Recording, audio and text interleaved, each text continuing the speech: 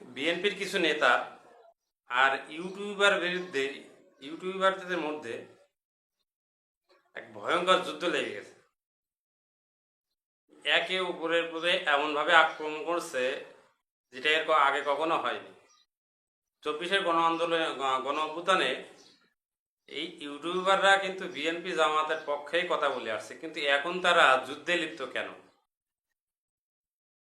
প্রথম পর্যায়ে আছে পিনাকি, ইলিয়াস এবং কনক সরোয়ার এবং জ্যাকব বিল্টন।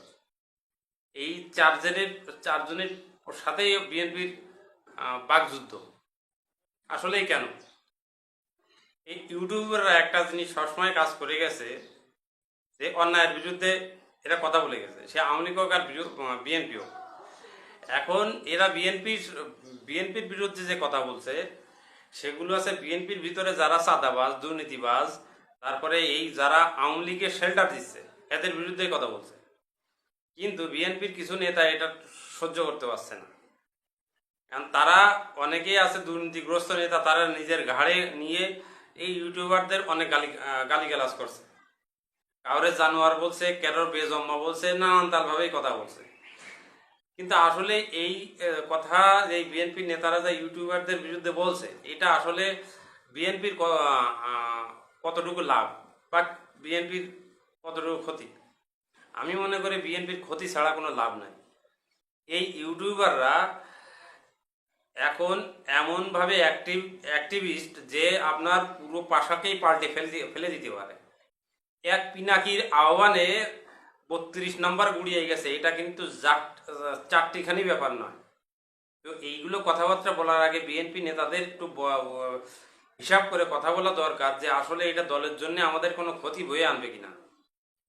একটা জিনিস দেখুন, যে তারেক রহমানের কাছে যতগুলো রিপোর্ট গেছে, সেই রিপোর্টের ভিত্তিতে কমপক্ষে 16 থেকে 1700 বিএনপি নেতা সে বহিষ্কার করেছে দুর্নীতি, চাঁদাবাজি এবং আওয়ামী লীগকে শেল্টার দেওয়ার কারণে।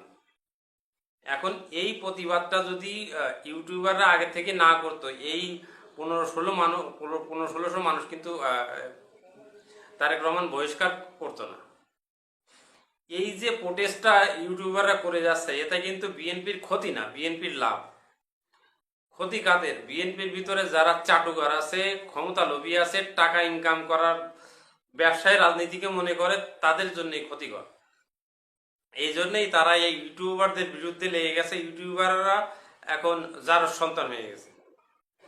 আমি একটা কথাই বলতে চাই, যে এইসব বাদ দিয়ে আপনারা দলের যেখানে চাঁদাবাজ, দুর্নীতিবাজ বা এই আওয়ামী লীগের পুনর্বাসন দাতা আছে, তাদের বিরুদ্ধে কথা বলেন, আপনার দলের জন্য ভালো হবে, এবং যে নেতা ইউটিউবারদের গালাগালি করছেন তার পক্ষেও ভালো হবে। ধন্যবাদ সবাই।